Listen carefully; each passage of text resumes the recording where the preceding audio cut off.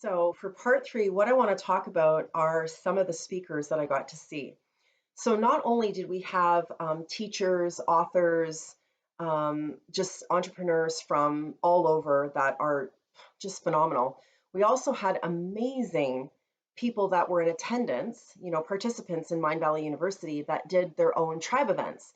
So, like I said, I was chosen to be a speaker. So, there were other participants who were tribe speakers. And then there were people who were not necessarily speakers on the Mindvalley stage, but who had their own events. And it was just like never ending, like just this immersion into self development and self awareness. I was broken open many times. But I want to talk about a couple of the speakers that really stood out to me and really created a shift. And the first one is Sonia Choquette. I'm hoping I'm saying her name correctly. When her and her daughter came in, I was at the registration desk. I was volunteering that day. And I remember seeing both her and her daughter. I did not know that who it was. I just saw these two stunning women. And I commented on how beautiful they were and how beautiful their dresses were. They just looked gorgeous. And I'm that kind of person. If I feel it, I'm going to speak it. And it doesn't matter who you are and or what I'm complimenting you on, I'm going to just speak it. Then I happened to get a break from volunteering. And I decided to go check out Sonia Choquette because I was missing out on some of these amazing speakers by being a volunteer. So I went in there and I see her on stage and I'm like, what? Like, that's the woman I was just talking to? It was funny. So one of the things that she was talking about was our barking dog. So I missed a bit of the beginning part of her talk, but what she was talking about was the barking dog was basically our ego. It's our protector, and it's kind of like the yip yip or the roof roof of, kind of getting our way sometimes. And, she wanted everyone in the audience to think about what dog would be their barking dog. So she had moved to Paris and she said her barking dog was Fifi, a big standard poodle. And she shared about how when she moved to Paris, she wanted to fit in as a Parisian. And she talked about this white shirt and how she tried to, that was a big Parisian thing.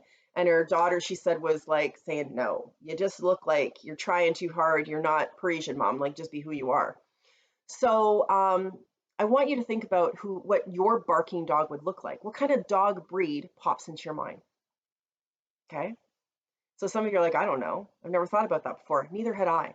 And I was very surprised by what came to me. And it was very, very clear.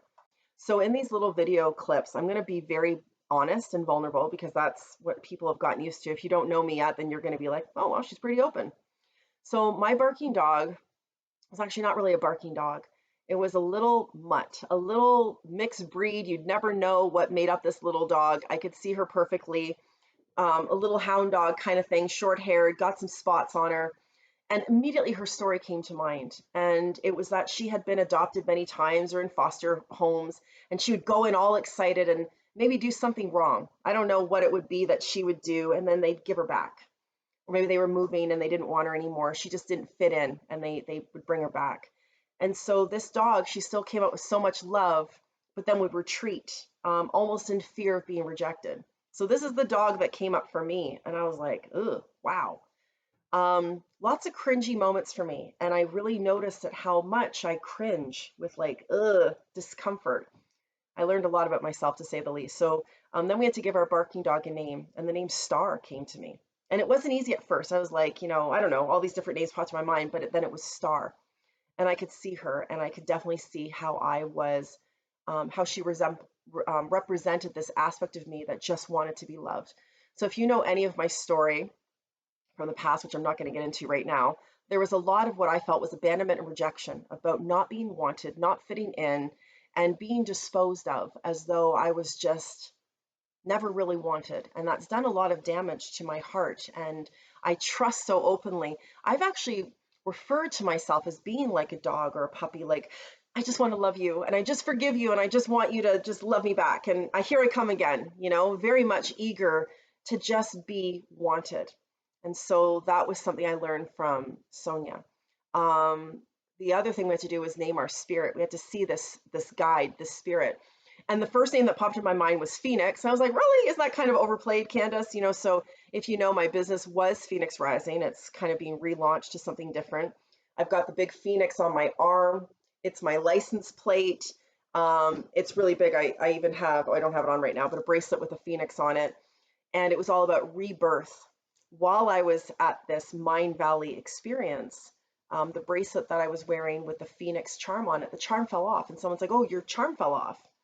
And it's really interesting.